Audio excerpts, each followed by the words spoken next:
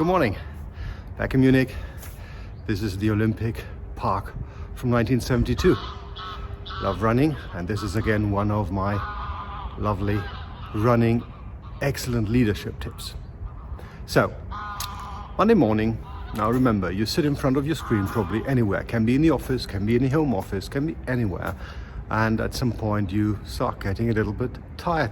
The eyes are aching and probably even your concentration goes down a bit or even further. What do you do?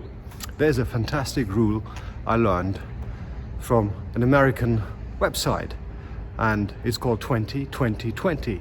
So very easy. Every 20 minutes you'll take a 20-second break and you look about something which is at least 20 inches away.